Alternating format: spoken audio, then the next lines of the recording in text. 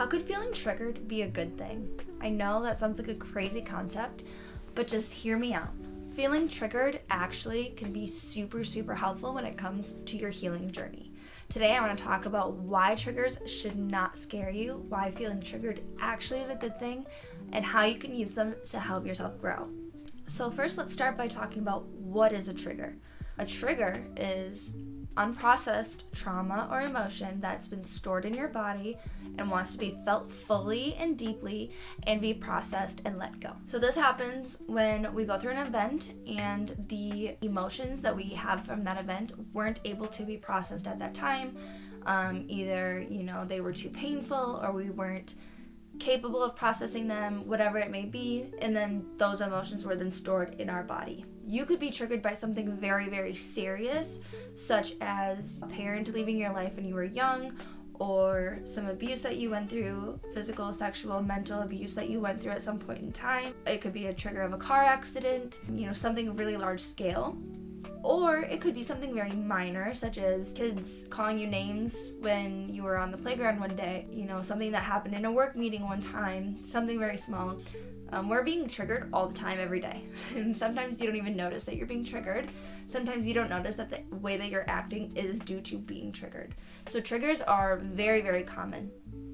Another thing with triggers, just a little side note, is that people have a very negative connotation on triggers. People think that they're always something, really, really bad. We can be triggered in a positive way as well. Triggers can be from positive memories. You can have a positive trigger, remembering something very, very happy or something really, really funny and you start laughing. That's a trigger as well. So triggers aren't always something really negative. But today what I want to talk about is the negative triggers and how we can use them to improve our lives and why they are actually super beneficial to us. So the thing about triggers is you can't ignore them. If you're watching this video, you're clearly on your spiritual journey somewhere along the line, but even people who aren't on their spiritual journey and are super not self-aware, they don't know that they're being triggered, and it's going to keep happening again and again, and you can say things like, oh, this always happens to me, or, I always choose this type of person, or, this situation always happens, whatever.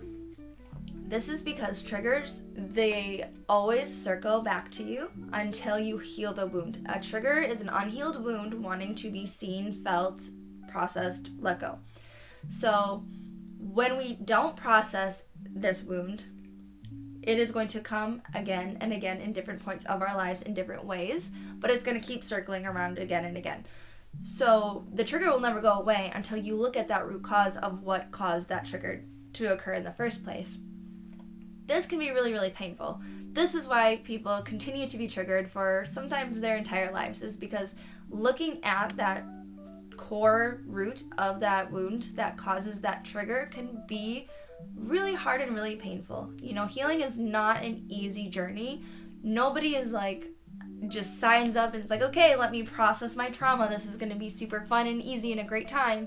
That's why so many people don't ever even start their healing journeys, because it is a very difficult journey. In order to process this trigger so that you can move forward from it, you are going to have to look at that event and work on healing that event that causes it versus the trigger. So you can, if you're constantly attracting negative people into your life and you're like, well, I'm just going to start choosing other people, that's fine, but it's not going to fix your problem. You're still going to end up with these people in your life no matter how hard you try not to, and it's because it's not the people that are the problem, it is what's causing you to attract those people. It's that root cause, it's that wound within you, which, if you're causing negative people to be in your life, a lot of the times it's mother or father wound that starts that. But the cool part about when you do heal your triggers, and when you do sit and do the work and face the triggers and see where this comes from, why am I being triggered, when you do heal your triggers, then you become so much stronger in that area. When you do hyper focus on that one specific trigger, it goes from you being really hurt and afraid and affected by it to you being way more strong in that area. So that's the bonus that you get out of just not only just healing, but becoming stronger in that area. So in order to heal your triggers, obviously take it one trigger at a time. Don't try to just heal all of your triggers at once, because that's going to be overwhelming and ultimately just fail. That's not going to work. But first thing to do is to stop and recognize that you are being triggered. This can look like being really angry, being really upset, being really frustrated, sad, crying. I think we all kind of can feel when we're being triggered. If you're pretty self-aware, you can feel when you're being triggered. I think the people who don't realize that they're being triggered are the people who are not self-aware, and if you're not self-aware, you're probably not watching this video. So the first thing to do is stop and say, okay, why am I being triggered? And obviously if you're in like a situation at work or at the grocery store or something, pocket it for when you get home or pocket it for when you have time. But think about the situation and think, okay, why did that trigger me? Why would that have been an issue? And sometimes it's hard to figure out the root cause. Sometimes you really have to sit and journal on it or meditate on it or really, really sit and think with it. It always has a root cause. You're never just angry for no reason. For example, if you feel triggered when you are left on red, this one's super common. A lot of people get triggered when they're left on red or when, somebody doesn't answer their texts. And this is a really big trigger when you have rejection issues. If you have a problem with feeling rejected easily, if you take, criticism really hard and you have rejection problems, which stems from more childhood problems that obviously I can't answer for you. That is an individual path that you would have to figure out why you have that problem. I can tell you it's a rejection wound, but that would be where that comes from. If you're wondering why you're always feeling triggered when you have your text left on red, is a rejection wound, and then that's where you start, and then you follow the trail from there as to healing that wound, which is an individual path. And unfortunately there is no easy here's how you fix that. It is a very long journey. Healing is a long journey. There is no shortcut to it, and I think that's a big part of why we're put here on this earth, is to have a healing journey and to navigate our way through it. But anyways, that's another topic. Another trigger that's super common is when people have, a change in their routine or a change of plans. A lot of people get triggered by this, and the root cause for that one is the need for control. I have a whole video on needing control. That is such a major one for so many people. Needing control is often because you had no control over your life and had a chaotic life in childhood, but that is not the only reason why you would have that wound. There are, a lot of reasons why you could have that wound. So again, that's an individual path that you would have to find for yourself and, meditate, journal, really do some self-exploring on that one. But when you have an issue with routine changes and schedule changes and plan changes, it's often because you have a wound when it comes to needing control. So when you look for the root cause, find the root cause of that trigger, then you can start the process of healing it. Like I said, journaling, meditation's a great one. That it's all up to the individual person. There are a million different ways. Therapy is great. Another alternative to therapy is coaching. I think coaching is far more personal and more proactive than therapy.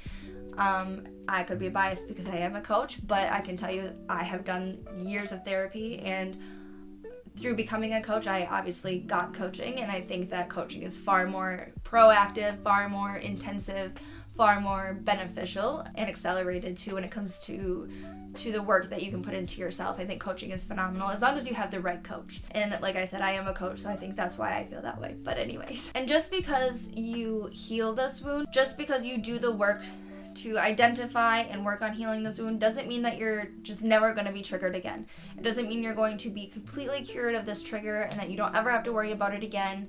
That is probably never going to go away. Sometimes they do. Sometimes triggers go away completely, and that's, I've had that happen, and that's great. But also sometimes they don't. But I can tell you personally that, some of my triggers, the ones that didn't go away completely, now it's like I notice it, but it doesn't really affect me anymore, which is really great. It's okay to notice things and just like let them kind of float away, and you acknowledge them and then you let them go. And it's honestly life-changing once you are able to get to that point. So it doesn't mean that we won't be triggered, but if we can recognize it and develop preventative action from being triggered, or ways to help deal with when we are triggered, find coping mechanisms that work for us, find ways to help consistently heal, because like I said, healing is a lifelong journey. You're never going to be done healing. So some triggers are unfortunately going to be stuck with you for life, depending on how severe the trigger is and how often you're dealing with that specific trigger. Because some triggers, some triggers are once in a while, like a random event, you smell a random perfume that smells like your mother who was really mean to you, and that's really hard, versus other triggers are things that you have to see every day. Like maybe there's someone at work that looks like somebody who used to abuse you, and you see them every day. It depends on the trigger, and it depends on how often you're dealing with this trigger, and it depends on how severe the trigger is to you. But just know that you can take your triggers and use them as your superpower. A lot of things that used to, make me feel really triggered and really weak are things that I use to my advantage now all the time. Speaking being one of them. And another side note to this is it's okay to not know where your triggers come from. I had a huge trigger around speaking. I was very, very afraid to speak. I was so shy as a kid, and I have videos of me being shy, but I was so shy, so shy. I couldn't even speak up for myself. I said this in another video, but I had a teacher who was saying my name wrong, and I wouldn't even correct her on my name. I would go to friends' houses, and they would even offer me something, and even if I wanted it, like a drink of water or a snack, I would say no. I had no voice. I think that was a big issue for me, was like just not owning my voice and not having a voice. So I was very quiet, very shy, did not want to speak at all. And so then I, got into a career field where I needed to talk to people. Like, okay, I'm a server, no bartender, so like you have to talk to people all day long for that. And I had to be able to talk. And so then, I developed a whole second personality. And that was not the healthy route for that. But this was before I knew anything about healing. And I had nobody to show me how to heal. I had nobody to show me how to process my emotions. Like, I've been doing this all on my own, So that's why I like to teach other people. I went through a traumatic event last year that really, really, really altered the entire course of my life. And through that, I found my voice, and through that, I found not only my voice, but my life purpose, which is to help teach others and help others find their voices and empowerment and, help others on their healing journey and their spiritual journey. And so having your voice is super, super important. But I think finding my voice was really important to helping me work through that trigger of being afraid to speak. Because even when I was a kid, I knew that I was meant to do something to help people. And I always said that, I wanted to help people, but I never thought that this was going to be the route that I was going to go. But I've never felt so secure in my choice of what I want to do in life as I do right now. Like, I've never felt so fulfilled. And I'm so happy doing what I'm doing. And it makes me very proud. And it makes me I feel very accomplished doing what I'm doing. And I know that had I not been able to heal that speaking trigger that I had, I wouldn't have been able to do any of this. Because obviously I need to be able to speak. And again, that's a trigger that I still have to work on all the time. I'm working on speaking better and more fluently and finding ways to put what I'm thinking into words, because that's something that I still struggle with as well. But I'm still, working on that wound, and I'm still working every day, and it's still something that I am so much different than I was even a year ago. So, all that rambling to say that, like, even just taking that first step to healing that trigger can be life-altering. My first step to healing my speaking trigger altered the entire course of my life, and I am so grateful for it. So, if I can encourage you to do anything, it is to find one trigger that, whether it's something really small or something really big, find one trigger that you deal with and take the small steps to start working on healing through that one. And I would love to hear about it in the comments. What triggers you? What's something that, you feel is different that triggers you? Other than that, please like and subscribe, and I would love to see you in the next one. Bye.